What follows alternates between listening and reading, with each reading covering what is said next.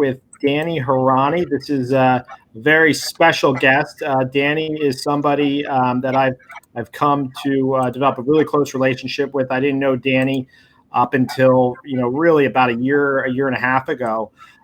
Danny's a former $300 million per year producer. Was on one of the top origination teams in the entire country. He most recently ran 9QM Lending, was the head of 9QM Lending at Caliber Home Loans, and is now the head of retail innovation at Caliber. And definitely one of a close friend and somebody I respect very dearly, and I think is going to bring a lot of value today to our community. So, Danny, say awesome. hello. Yeah, thank you so much for having me, Anthony. It's always a pleasure to have a conversation with you, man. And the feeling is mutual. Huge amount of respect for you as well, my friend. Unfortunately, our members have not gotten to know you yet, and you're somebody that whenever I am thinking through situations and want somebody's opinion on a presentation or how I'm positioning something or how I'm talking about something, you're the go-to person I always call. I actually called you yesterday about something just similar, but things are you're seeing what's going on in the market. Our Facebook broker community, we got 5,000 brokers in this Facebook group. Everybody has been, we've gone through what's going on with rates. We've gone through, we've had Barry Habib on today, earlier this week. Oh, nice. That's all been documented. He did a killer job. I want to talk a little bit about, mindset right now, because it's easy to get dragged in the gutter. The news is what it is. All over Facebook, all you're seeing is, the news and all the negative stuff. Mm-hmm. I know how you think. How would you, tell a loan originator or a broker or even a real estate agent for that matter, how to prioritize and organize their time in a way so that they can be productive? I know even you're working from home is going to be new for you. Yeah, no, I mean, that's definitely the case. And, I think just like anything, Anthony, the fundamentals apply, right? If you don't know what to do, go back to the fundamentals. And what do I mean by that from when it comes to time management? There's a couple things that I think are the fundamentals of time management. One is focus on the things you can actually control. Focus on the work that's actually going to produce value for you and that you can meaningfully impact, right? And then in the best in class sessions that we had held together, Anthony, one of the other things I talked about was energy management versus time management. Yep. There's a handful of people, I would say under 10 that I've ever met in my life that truly don't have enough time for all the things that they want to do. You're actually one of those people that might fall in that category, Anthony, where you really maximize your time truly. But most people are not truly maximizing their time because they run out of energy. And they run out of energy because they pick the wrong things to work on. They pick the things that drain them to work on. And this couldn't be a more important message right now. Because if you're seeking out negativity, and I'm not saying you shouldn't be informed, right? It is extremely valuable to stay informed, especially in a circumstance where, you're protecting yourself, your family, and your community. Absolutely mission critical to do that. But there's a point where information adds value to your life and a point where it stops adding value and it starts sucking energy away from you. So educate yourself to a point where you've gotten as much value as you need, and then get back to work on the things that actually matter to your life, your business, and your family. Honestly, that I don't think you could put it in any better perspective, and I don't know why I haven't put that in perspective to our Facebook group. Because I'm seeing the same exact threads every day. We have I think we have about 4,000 unique interactions in our group every day, and I'm seeing people talk about price. I'm seeing people talk about volatility, lenders, turn times, all the doom and gloom stuff that you can imagine. And, I've gotten to the point where I just, I won't approve a lot of these posts because it's like it's the same stuff over and over again. And what you just said there really makes a lot of sense. It's like, if you put your energy into negative things, if you put your energy into things that drain you, A, you're going to get drained faster. B, you're not going to be productive. And C, at the end of the day, it's very hard to build momentum when you're in a situation where you're constantly pivoting back to this negative energy force.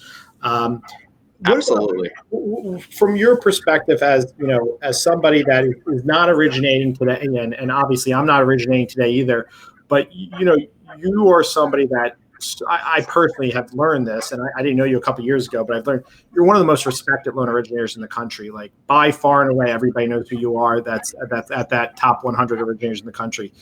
What do you think, right now today, when you look at, loan originators in this market, when you look at the guys that are successful, that are doing the right things, and forget teams, what does the one man successful originator look like today as far as just efficiency, staying in front of his customers, capitalizing on a refi market, being organized? What does that guy look like? What does that guy or girl look like?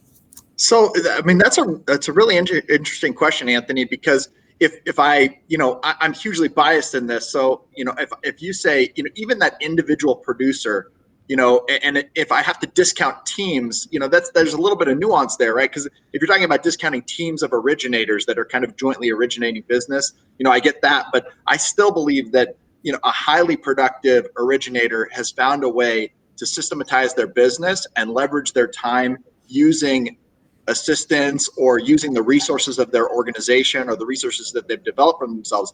Now, if we want to say, let's zoom this down to one person, there's even still ways that an individual can leverage their expertise and be sure they're using their, I talked about in the best in class, sessions that we had, the unscalable work versus the scalable work, right?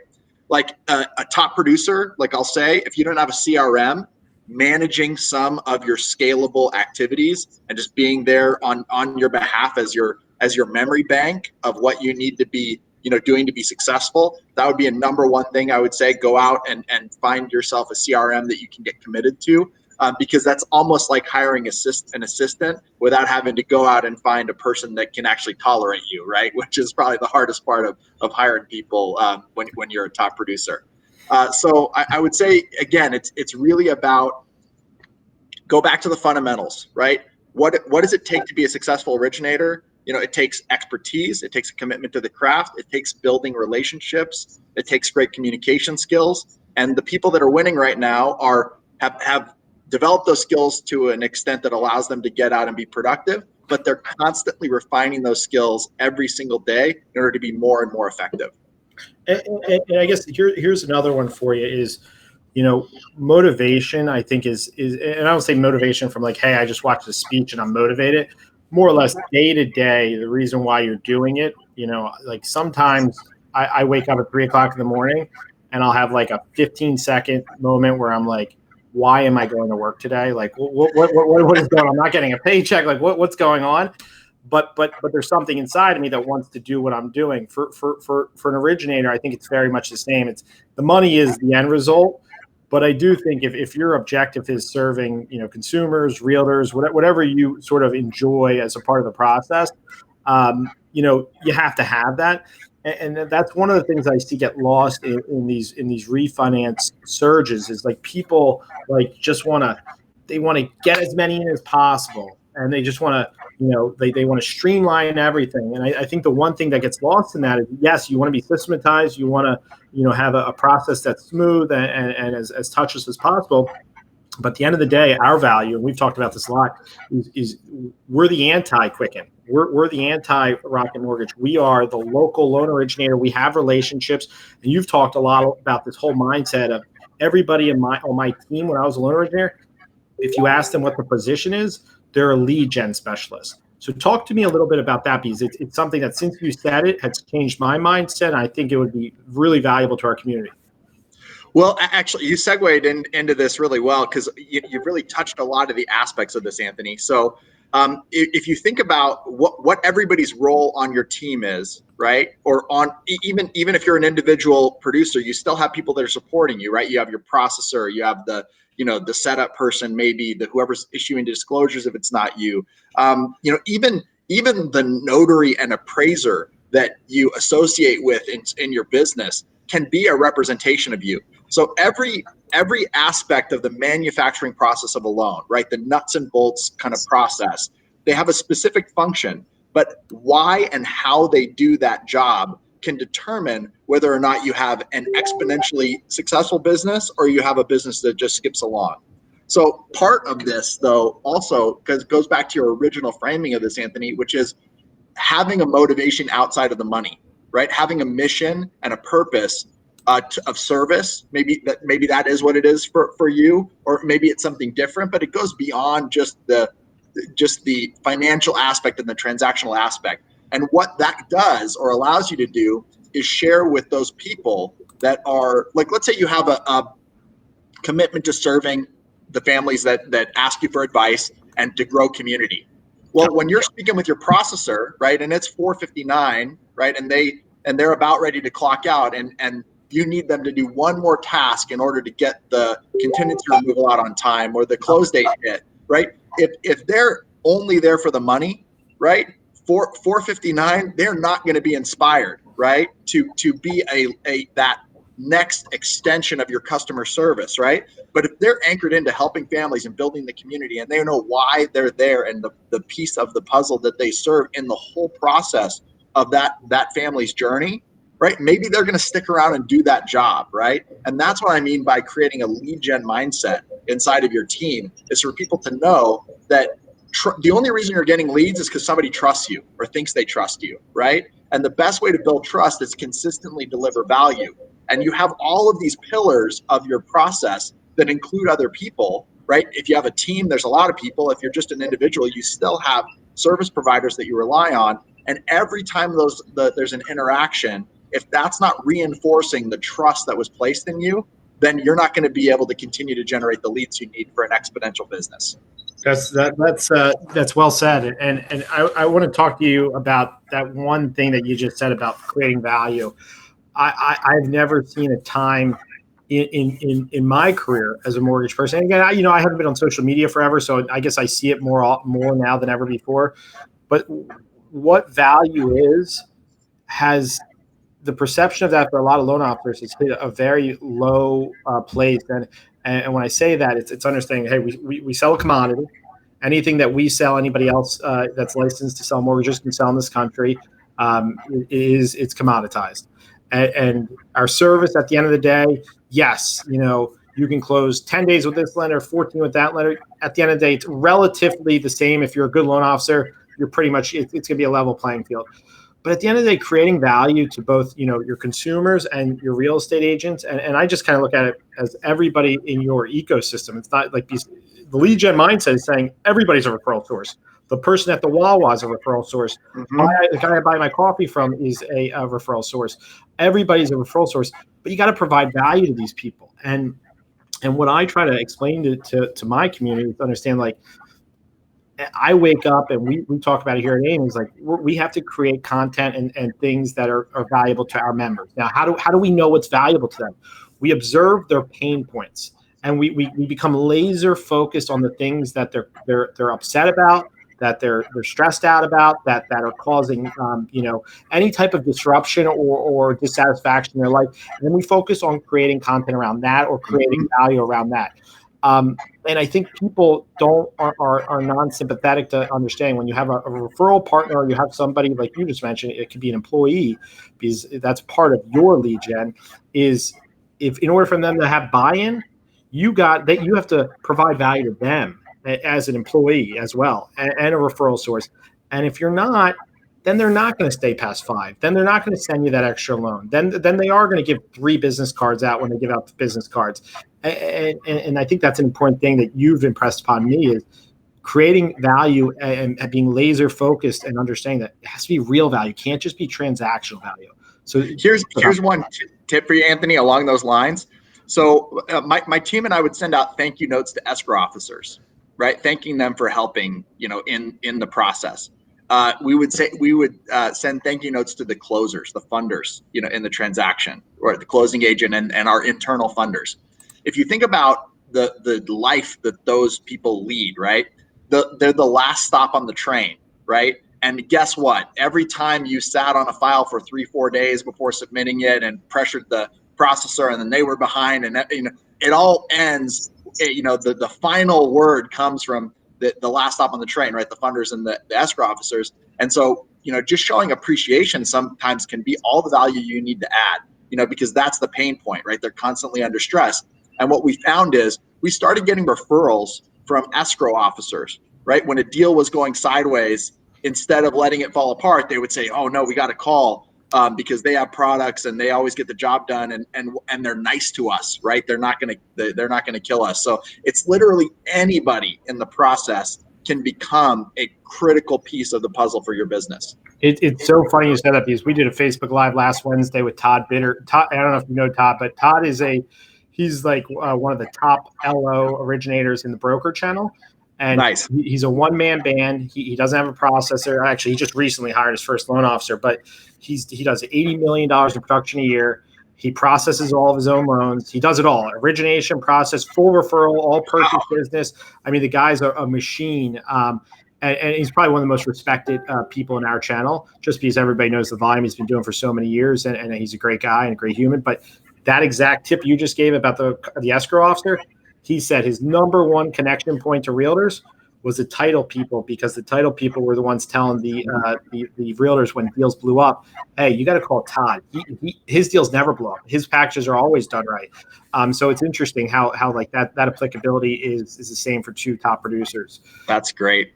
What we talk about being the expert, and we've spent a lot of time on this. Is when you were running non-QM, we spent some time talking about being the expert. Now that's a bad subject right now, because some non-QM lenders have recently had some issues because of the liquidity crunch in our space. But being an expert and not being just an app taker, not being a quoter. Here's your rate and here's your app.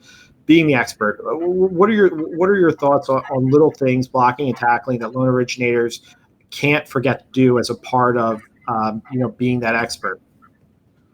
So, I mean, the first thing is to understand what that actually means, right? And it means, not being an order taker means that you have insight to provide to that client that is not obvious to them, right? They're coming to you as an expert because you can actually share with them a perspective that they couldn't develop on their own with 45 minutes on Google search, right?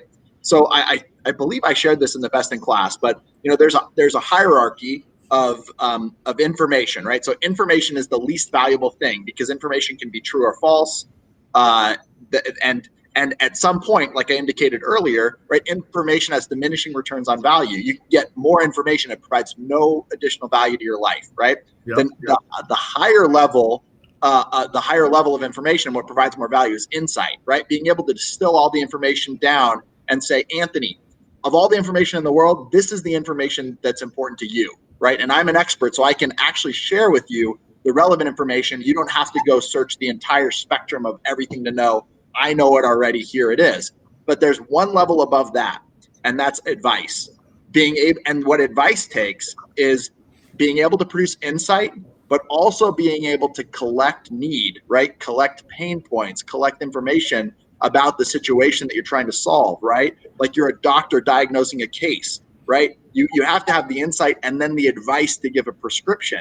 And that takes courage, right? Because you're telling somebody what to do, and you're telling somebody what to do that might impact their life to the tunes of, thousands to tens of thousands of dollars. So you better know what you're doing if you're going to give somebody advice, right? But if you can't get to a place where you're that advisor, then I can pretty much guarantee you that some AI bot somewhere is going to be able to do all the order taking that you're doing today. Yeah, that's a good point. Because one of the things I do kind of cringe at sometimes is I'll have a conversation with a loan originator, and for me, the way I used to look at my customers as a loan originator and running my brokerage is the way I now look at my brokers. Is like I look at their experience, the resolution process of their problem.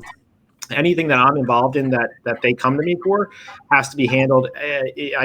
My arms need to be wrapped around it. I need to deliver an unbelievable experience for them. And I think right now there is like this assumption that I see, like after the Fed made the rate cut on Sunday, I see every loan originator in the country rushing to social media to say, no, rates aren't zero. Rates are this. Before you even ask me, you're an idiot. No. This is an opportunity. You're the expert. They don't know. The Fed, of course, they're going to ask you. Why wouldn't they ask you? The Fed just made a decision. You're the mortgage expert. Who are they supposed to go to? The guy at the dry cleaner? Like, they're coming to you for a reason, but it's a great opportunity. It's an opportunity to demonstrate your expertise. But if you just put it out there in a graphic, if you put it out there in a social media post, you're outsourcing expertise. And the question I would have for you is, can you outsource expertise in something like that, a social media post, a quick email, or is that the best opportunity for you to show your expertise and have a phone call and communicate with the consumer? So I think that there's a balancing act here, Anthony, where you need to leverage there's a purpose, right, for social media posting, and the purpose is not to communicate your value in the way that you're described, like the way that I would say a phone call would establish. However, there is value in building trust within your community and demonstrating the tip of the iceberg of what you have to offer. But every posting should just be an invitation, right? There should be some sort of a call to action. If you give them everything out there, why do they need to call you, right? So I think that's kind of what your implication of the question is, and I totally agree with that. That if you just put everything that you have out. Now, I also kind of come at this from an abundance mindset that you can literally share everything you have to know, and people will still need you if you're truly an expert. However, I think that there's a right way to use the tools, the marketing tools we have, including social media, to hint at your value and attract people to you for that next level that really is where you can get the hooks in. So I know you have to leave shortly, so I'm gonna give one more question. Right now we're set for some unprecedented disruption in our lives, in the market, in the economy, in many different things. Realistically speaking, we went through this with the financial crisis, and we went through this with 9/11. What is your recommendation as somebody that went through major crises before on keeping things in perspective? So, I mean, this is a great tie-in to the very first thing that we talked about here, Anthony, which is just, control what you can control. There was a lot of fallout from the financial crisis, right? There was a lot. I mean, I can even look back at my own experience in 2008, when I had clients who had signed loan documents, but before they could fund, the bank was out of business, right? I don't think, hopefully, knock on wood, right, that we're not going to be in the same situation where it gets that dire. However, there was real consequence there, is what I'm saying, and there's going to be real consequence today. However, the people that focused in and did what it take to continue to drive value, that kept their head down, they didn't let the frantic nature of the panic take hold and siphon away their energy, right? That's going to be the biggest thing right now. And think about this too, Anthony, right? When everything out there is negative, right? If you're a realistic optimist, think about how attractive that is, right? If you can bring realism, right? You're not going to be Pollyannish about it because the consequences are real. But if you can bring real optimism, right?